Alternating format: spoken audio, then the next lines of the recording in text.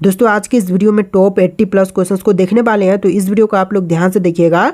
इस वीडियो में आपका पहला सवाल है, भारतीय राष्ट्रीय ध्वज का सफ़ेद रंग किसे दर्शाता है।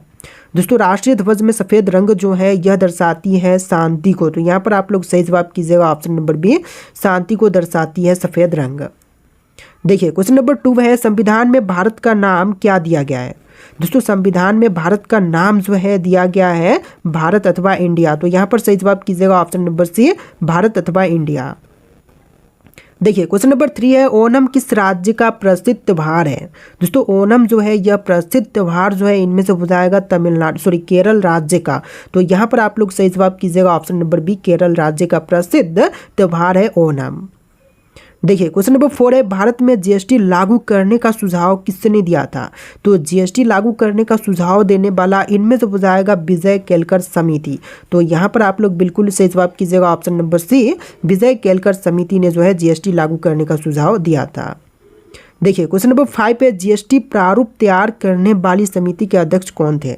तो जीएसटी प्रारूप तैयार करने वाली समिति के अध्यक्ष जो थे इनमें से कीजिएगा असीम दास गुप्ता। यहाँ पर आपका सही जवाब है ऑप्शन नंबर बी, असीम दास गुप्ता, जिन्होंने प्रारूप तैयार करने वाले जो समिति थी उसके अध्यक्ष थे।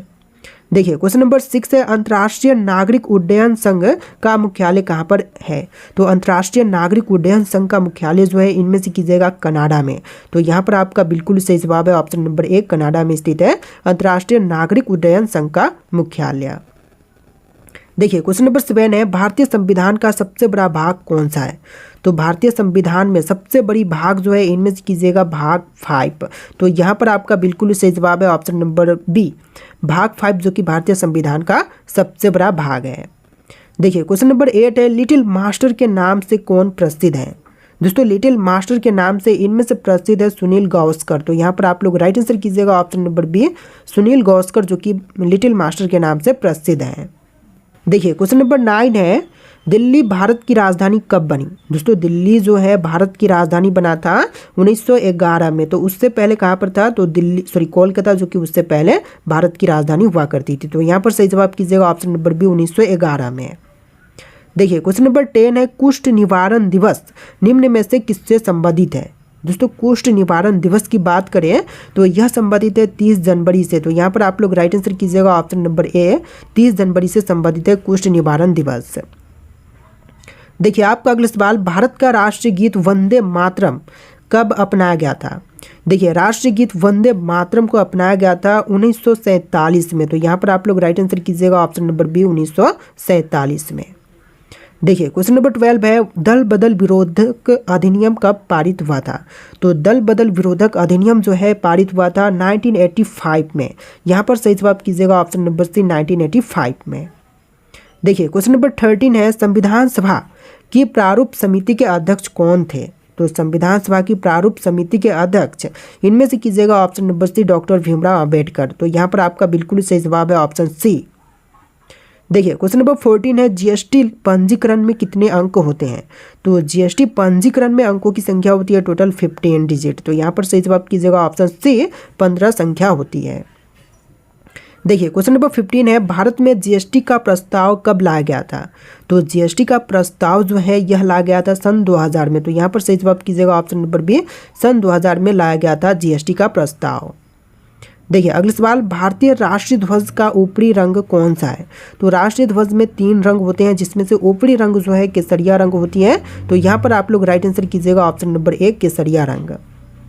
देखिए क्वेश्चन नंबर 17 है, राष्ट्रीय गीत वंदे मातरम को किसने लिखा है। दोस्तों राष्ट्रीय गीत वंदे मातरम के लेखक हो जाएंगे बंकिम चंद्र चट्टोपाध्याय। यहाँ पर आप लोग राइट आंसर कीजिएगा ऑप्शन नंबर ए, बंकिम चंद्र चट्टोपाध्याय। देखिए क्वेश्चन नंबर 18 है, हिंदी को भारत की राजभाषा के रूप में कब स्वीकार किया गया। तो हिंदी जो है राजभाषा के रूप में स्वीकार किया गया था 14 सितंबर 1949 के दिन। तो यहाँ पर सही जवाब कीजिएगा ऑप्शन नंबर सी, 14 सितंबर 1949 के दिन। देखिए अगला सवाल, केंद्रीय गन्ना अनुसंधान संस्थान कहाँ पर स्थित है। दोस्तों केंद्रीय गन्ना अनुसंधान संस्थान की बात करें तो इनमें से कीजिएगा कोयम्बटूर में। तो यहाँ पर आपका बिल्कुल सही जवाब है ऑप्शन नंबर बी, कोयम्बटूर में। देखिए क्वेश्चन नंबर 20 है, अंतर्राष्ट्रीय महिला दिवस किस तिथि को मनाया जाता है। दोस्तों अंतर्राष्ट्रीय महिला दिवस की बात करें तो यह मनाई जाती है 8 मार्च के दिन। तो यहाँ पर आपका बिल्कुल सही जवाब है ऑप्शन नंबर बी 8 मार्च के दिन। देखिए क्वेश्चन नंबर 21 है, राजघाट किस महान नेता की समाधि स्थल है। दोस्तों राजघाट जो है यह समाधि स्थल इनमें से हो जाएगा महात्मा गांधी की। तो यहाँ पर आप लोग राइट आंसर कीजिएगा option number B Mahatma Gandhi की। देखिए क्वेश्चन नंबर 22 है, विश्व का सबसे बड़ा समुद्री तट वाला देश कौन सा है।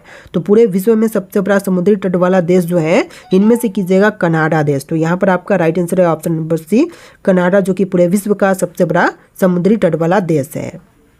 देखिए क्वेश्चन नंबर 23 है, जीएसटी दिवस कब मनाई जाती है।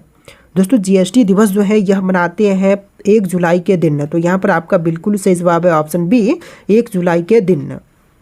देखिए क्वेश्चन नंबर 24 है, जीएसटी चोरी पर कितने वर्षों की सजा का प्रावधान है। तो देखिए जीएसटी चोरी करने पर सजा की प्रावधान जो है टोटल 5 वर्ष का है। तो यहाँ पर आप लोग बिल्कुल सही जवाब कीजिएगा ऑप्शन बी 5 वर्ष का। देखिए क्वेश्चन नंबर 25 है, सिंधी भाषा को संविधान की 8वीं अनुसूची में कब जोड़ा गया। तो सिंधी भाषा जो है 8वीं अनुसूची में जोड़ा गया था 1978 में। यहाँ पर राइट आंसर कीजिएगा ऑप्शन नंबर सी 1978 में। देखिए क्वेश्चन नंबर 26 है, इंदिरा गांधी राष्ट्रीय कला केंद्र की स्थापना कब हुई थी। दोस्तों इंदिरा गांधी राष्ट्रीय कला केंद्र की स्थापना जो है यह हुआ था 1986 में। यहाँ पर सही जवाब कीजिएगा ऑप्शन नंबर बी 1986 में। देखिए क्वेश्चन नंबर 27 है, भारतीय संविधान के किस संशोधन द्वारा जीएसटी लागू किया गया था। तो भारतीय संविधान का जो संशोधन हुआ था 101 बार, उसके अंतर्गत जो है जीएसटी लागू किया गया था। तो यहाँ पर सही जवाब कीजिएगा ऑप्शन नंबर सी। देखिए क्वेश्चन नंबर 28 है, लौह पुरुष किस महापुरुष को कहा जाता है। देखिए लौह पुरुष जो है इनमें से कहते हैं सरदार पटेल को। तो यहाँ पर आप लोग बिल्कुल सही जवाब कीजिएगा option number B Sardar Patel, जिनको कि लौह पुरुष कहते हैं। देखिए क्वेश्चन नंबर 29 है, प्रवासी भारतीय दिवस कब मनाया जाता है। दोस्तों प्रवासी भारतीय दिवस जो है यह मनाते हैं 9 जनवरी के दिन। तो यहाँ पर आप लोग सही जवाब कीजिएगा ऑप्शन बी 9 जनवरी के दिन प्रवासी भारतीय दिवस के रूप में मनाते हैं। देखिए क्वेश्चन नंबर 30 है, राष्ट्रीय ध्वज के केंद्र में स्थित चक्र का नाम क्या है। देखिए राष्ट्रीय ध्वज के केंद्र में जो चक्र स्थित है इसको कहते हैं अशोक चक्र। तो यहाँ पर बिल्कुल सही जवाब कीजिएगा ऑप्शन नंबर ए अशोक चक्र। देखिए क्वेश्चन नंबर 31 है, विश्व हिंदी दिवस किस दिन मनाया जाता है। तो विश्व हिंदी दिवस के रूप में मनाते हैं 10 जनवरी के दिन। तो यहाँ पर आप लोग राइट आंसर कीजिएगा ऑप्शन नंबर ए 10 जनवरी का दिन, जो कि विश्व हिंदी दिवस के रूप में मनाते हैं। देखिए क्वेश्चन नंबर 32 है, कोलकाता स्थित राष्ट्रीय पुस्तकालय की स्थापना कब हुई थी। तो कोलकाता स्थित राष्ट्रीय पुस्तकालय की स्थापना हुआ था 1948 में। यहाँ पर आप लोग राइट आंसर कीजिएगा ऑप्शन नंबर बी 1948 में। देखिए क्वेश्चन नंबर 33 है, कर चोरी की पहचान करने वाला नियम क्या है। तो कर चोरी की पहचान करने वाली नियम जो है इनमें से हो जाएगा GAAR। तो यहाँ पर आपका राइट आंसर है ऑप्शन नंबर ए GAAR। देखिए क्वेश्चन नंबर 34 है, राष्ट्रीय धातु विज्ञान प्रयोगशाला किस स्थान पर है। दोस्तों राष्ट्रीय धातु विज्ञान प्रयोगशाला जो है इनमें से कीजिएगा जमशेदपुर में। तो यहाँ पर आपका बिल्कुल सही जवाब है ऑप्शन नंबर बी जमशेदपुर में। देखिए क्वेश्चन नंबर 35 है, सौर मंडल का कौन सा ग्रह सबसे अधिक चंद्रमाओं से संपन्न है। तो देखिए सबसे अधिक चंद्रमाओं वाला ग्रह जो है इनमें से कीजिएगा शनि ग्रह। तो यहाँ पर आपका बिल्कुल सही जवाब है ऑप्शन नंबर बी शनि ग्रह, जो कि वर्तमान में सबसे अधिक चंद्रमाओं वाला ग्रह है। देखिए क्वेश्चन नंबर 36 है, रमन अनुसंधान संस्थान कहाँ पर स्थित है। दोस्तों रमन अनुसंधान संस्थान की बात करें तो इनमें से कीजिएगा बेंगलुरु में। तो यहाँ पर आपका सही जवाब है ऑप्शन नंबर सी बेंगलुरु में स्थित है रमन अनुसंधान संस्थान। देखिए क्वेश्चन नंबर 37 है, वर्तमान में 8वीं अनुसूची में कितनी भाषाएं हैं। तो वर्तमान समय में 8वीं अनुसूची में शामिल भाषाओं की संख्या जो है टोटल 22 कीजिएगा। तो यहाँ पर आपका बिल्कुल सही जवाब है 22 भाषाएं। देखिए क्वेश्चन नंबर 38 है, वर्तमान में भारतीय संविधान में कितने भाग हैं। दोस्तों वर्तमान समय में भारतीय संविधान में भागों की संख्या 25 है। राइट आंसर कीजिएगा ऑप्शन सी 25। चलिए क्वेश्चन नंबर 39 है, वर्तमान में भारतीय संविधान में कितनी अनुसूचियां हैं। वर्तमान में भारतीय संविधान में अनुसूचियों की संख्या जो है टोटल कीजिएगा 12।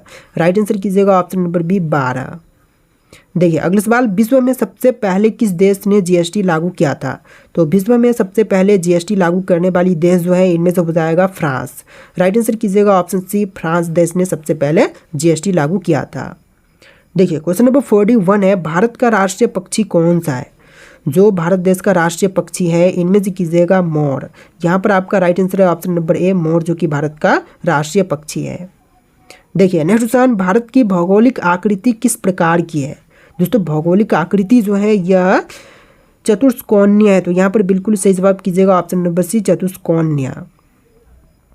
देखिए क्वेश्चन नंबर 43 है, बेकिंग सोडा का रासायनिक नाम क्या है? दोस्तों बेकिंग सोडा का रासायनिक नाम जो है इनमें से कीजिएगा सोडियम बाइकार्बोनेट। यहाँ पर बिल्कुल सही जवाब है ऑप्शन बी सोडियम बाइकार्बोनेट। चलिए नेक्स्ट क्वेश्चन, हवा महल कहाँ पर स्थित है? दोस्तों हवा महल की बात करें तो इनमें से कीजिएगा जयपुर में हवा महल स्थित है। तो यहाँ पर आपका बिल्कुल सही जवाब है ऑप्शन नंबर सी। देखिए क्वेश्चन नंबर 45 है, सौर मंडल का कौन सा ग्रह दीप नीला रंग का दिखाई देता है? देखिए दीप नीला रंग की दिखाई देने वाली ग्रह जो है इनमें से कीजिएगा नेपच्यून ग्रह। तो यहाँ पर आपका सही जवाब है ऑप्शन सी नेपच्यून ग्रह। देखिए क्वेश्चन नंबर 46 है, रामकृष्ण मिशन की स्थापना किसने की? दोस्तों रामकृष्ण मिशन की स्थापना करने वाले इनमें से हो जाएंगे स्वामी विवेकानंद। तो यहाँ पर राइट आंसर कीजिएगा ऑप्शन नंबर सी स्वामी विवेकानंद, जिन्होंने रामकृष्ण मिशन की स्थापना किया था। चलिए अगला सवाल देखते हैं, संगीत नाटक एकेडमी की स्थापना कब हुई थी? तो संगीत नाटक एकेडमी की स्थापना जो है वह था 1953 में। यहाँ पर सही जवाब कीजिएगा ऑप्शन नंबर बी 1953 में। देखिए अगला सवाल है, भारत की प्रथम महिला मुख्यमंत्री कौन थी? जो भारत की पहली महिला मुख्यमंत्री बनी थी इनमें से कीजिएगा सुचेता कृपलानी। यहाँ पर आपका सही जवाब है ऑप्शन सी सुचेता कृपलानी। देखिए अगला सवाल, बांग्लादेश का राष्ट्रीय फल कौन सा है? दोस्तों बांग्लादेश का राष्ट्रीय फल जो है इनमें से कीजिएगा कटहल। तो यहाँ पर आपका सही जवाब है ऑप्शन नंबर डी कटहल, जो कि बांग्लादेश का राष्ट्रीय फल है।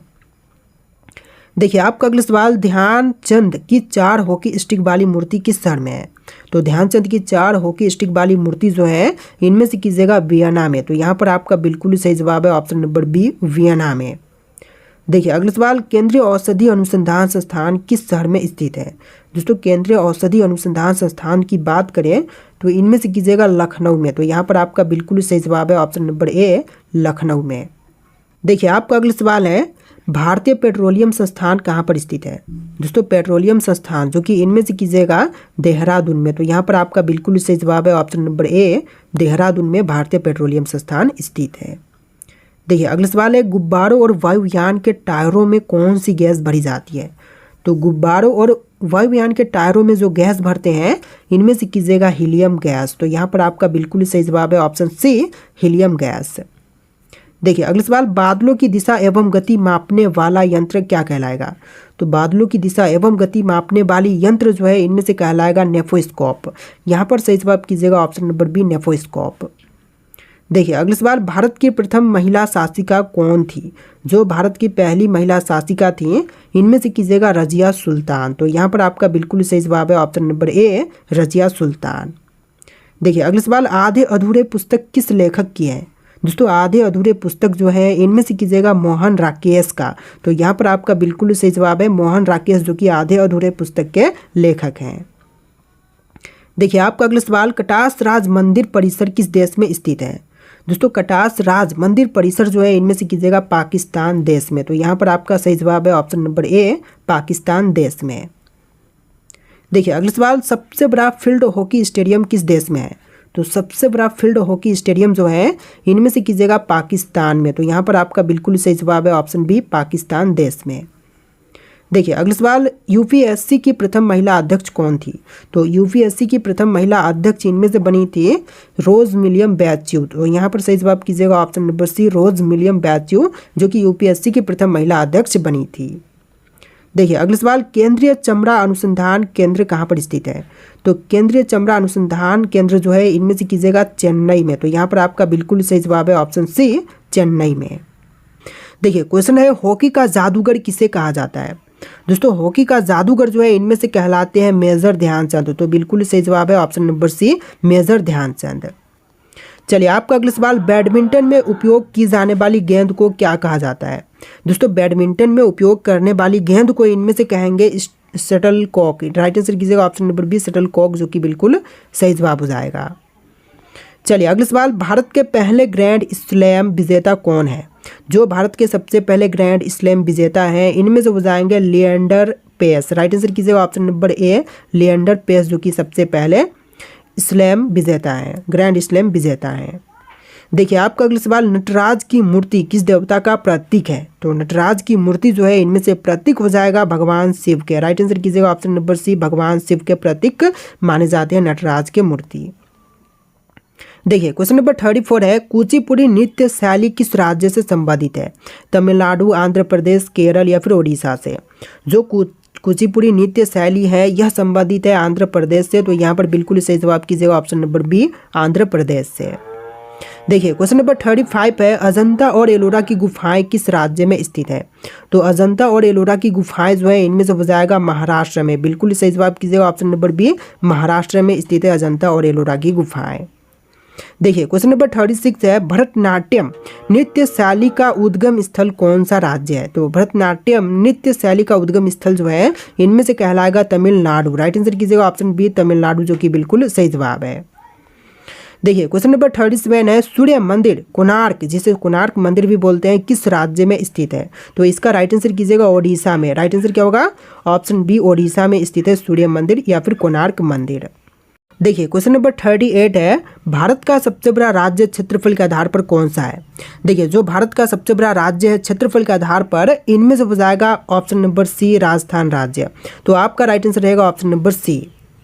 देखिए क्वेश्चन नंबर 39 है, सिलिकॉन वैली ऑफ इंडिया किस शहर को कहा जाता है? तो सिलिकॉन वैली ऑफ इंडिया जो है इनमें से कहते हैं बेंगलुरु शहर को, तो राइट आंसर कीजिएगा ऑप्शन नंबर सी, बेंगलुरु शहर को कहते हैं सिलिकॉन वैली ऑफ इंडिया। देखिए आपका अगला सवाल, भारत में सबसे लंबी नदी कौन सी है? तो जो भारत देश की सबसे लंबी नदी है इनमें से कीजिएगा गंगा, जो कि भारत की सबसे लंबी नदी है, तो यहाँ पर आपका राइट आंसर है ऑप्शन नंबर ए। देखिए आपका अगला सवाल, कंचनजंगा पर्वत श्रृंखला किस राज्य में स्थित है? तो कंचनजंगा पर्वत श्रृंखला जो है इनमें से हो जाएगा सिक्किम में, तो यहाँ पर बिल्कुल सही जवाब है ऑप्शन बी, सिक्किम में स्थित है कंचनजंगा पर्वत श्रृंखला। देखिए आपका अगला सवाल, थार मरुस्थल किस राज्य में स्थित है? तो थार मरुस्थल जो है इनमें से हो जाएगा राजस्थान में, बिल्कुल सही जवाब कीजिएगा ऑप्शन बी, थार मरुस्थल राजस्थान में स्थित है। देखिए आपका अगला सवाल, भारत का संविधान कब लागू हुआ था? तो भारतीय संविधान जो है यह लागू हुआ था 26 जनवरी 1950 में, तो यहाँ पर बिल्कुल सही जवाब कीजिएगा ऑप्शन नंबर बी, 26 जनवरी 1950 में। देखिए आपका अगला सवाल, भारत का पहला राष्ट्रपति कौन था? जो भारत के पहले राष्ट्रपति बने थे इनमें से हो जाएंगे डॉक्टर राजेंद्र प्रसाद, तो यहाँ पर बिल्कुल सही जवाब है option C, doctor Rajendra Prasad, जो कि भारत देश के सबसे पहले राष्ट्रपति बने थे। देखिए आपका अगला सवाल, भारतीय संसद के कितने सदन होते हैं? तो भारतीय संसद के सदनों की संख्या जो है 2 होते हैं, राइट आंसर कीजिएगा ऑप्शन नंबर बी, 2 सदन होते हैं भारतीय संसद में, राज्यसभा और लोकसभा। देखिए आपका अगला सवाल, राज्यसभा के सदस्यों का कार्यकाल कितने वर्षों का होता है? तो राज्यसभा के सदस्यों का कार्यकाल जो है टोटल होता है 6 वर्ष का, इनमें से बिल्कुल सही जवाब कीजिएगा ऑप्शन नंबर सी, 6 वर्ष का। देखिए आपका अगला सवाल, संविधान की किस अनुसूची में राष्ट्रीय भाषाओं की सूची दी गई है? तो संविधान की जो 8वीं अनुसूची है उसमें राष्ट्रीय भाषाओं की सूची दी गई है, तो इनमें से बिल्कुल सही जवाब कीजिएगा ऑप्शन नंबर सी। देखिए आपका अगला सवाल, सौर मंडल का सबसे बड़ा ग्रह कौन सा है? तो सौर मंडल पर सबसे बड़ा ग्रह जो है इनमें से हो जाएगा बृहस्पति ग्रह, राइट आंसर कीजिएगा ऑप्शन नंबर डी, बृहस्पति ग्रह, जो कि सौर मंडल में सबसे बड़ा ग्रह है। देखिए आपका अगला सवाल, पृथ्वी के सबसे नज़दीकी तारा कौन सा है? तो पृथ्वी की सबसे नज़दीकी तारा जो है इनमें से हो जाएगा प्रोक्सिमा सेंटोरी, इनमें से राइट आंसर कीजिएगा option number b, Proxima Centauri, जो कि सबसे नज़दीक में तारा है पृथ्वी के। देखिए आपका अगला सवाल, पर्यावरण दिवस कब मनाई जाती है? दोस्तों विश्व पर्यावरण दिवस के रूप में कब मनाते हैं? 5 जून, 22 अप्रैल, 16 सितंबर या फिर 1 जुलाई के दिन है, तो इनमें से राइट आंसर आप लोग कमेंट कीजिएगा। और इस वीडियो में टोटल 80+ क्वेश्चंस थे जो कि आपके एग्जाम के लिए इंपॉर्टेंट होंगे। इस वीडियो को आप लोग लाइक करके चैनल को सब्सक्राइब कर लीजिएगा। चलिए फिर मिलते हैं नए वीडियो में।